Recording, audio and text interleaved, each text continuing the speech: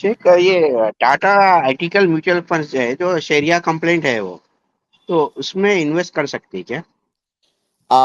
میرے علم جہاں تک مجھے معلومات ہے، چونکہ میرا فیلڈ تو نہیں ہے، لیکن جو متخصصین ہوتے ہیں ہماری ان سے بات ہوتی رہتی ہے اس بارے میں،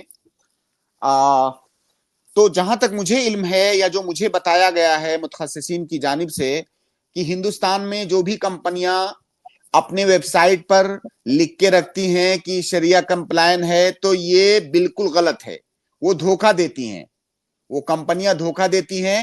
آپ اندر جا کر کے جب تحقیق کریں گے تو آپ کو پتا چلے گا کہ ان کو اس طرح کے بہت سارے سو کالڈ علماء کے ان کے پاس فتاوے ہوتے ہیں، وہ حقیقت میں علماء نہیں ہوتے ہیں۔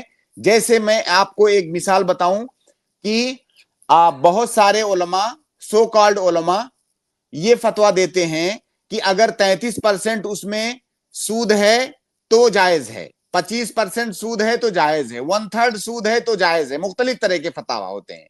اب جب وہ اس بنیاد پر اس کو جائز کہہ رہے ہیں تو پھر یہ کمپنیاں کیا لکھتی ہیں کہ ہمارے پاس سرٹیفکیٹ ہے علماء کا، شرعی ہونے کا سرٹیفکیٹ ہے۔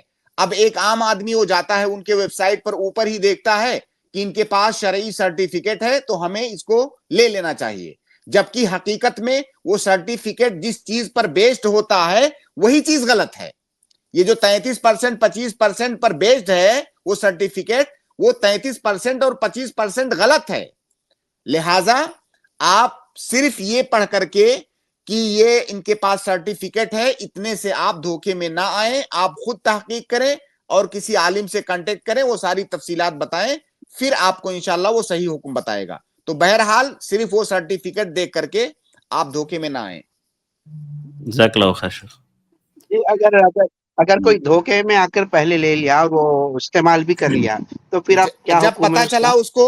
جب اس کو فمن جاءہ موعظۃ من ربہ فانتہی فلہ ما سلف وامرہ الی اللہ، اس کا جواب قرآن میں موجود ہے کہ جو پہلے آپ کر چکے ہیں جہالت کی وجہ سے یا کسی وجہ سے، اب جب آپ کو پتا چلے فوراً آپ رک جائیے، اور انشاءاللہ اگر جہالت کی وجہ سے آپ نے کیا ہے تو کوئی گناہ نہیں، لیکن علم ہوتے ہی فوراً آپ اس سے رک جائیے۔ بہت جی، شکریہ جو پہلے جزاک جو اللہ خیر۔ پیسے جو یوز کر لیا اس کو غریبوں میں دینے کی ایسی تو کوئی ضرورت نہیں ہوگی نا؟ اگر سچے دل سے آپ توبہ کر رہے ہیں، حقیقت میں سچے دل سے توبہ کر رہے ہیں کہ آئندہ اب ہمیں ادھر نہیں جانا ہے، تو وہ پیسے آپ استعمال کر سکتے ہیں انشاءاللہ۔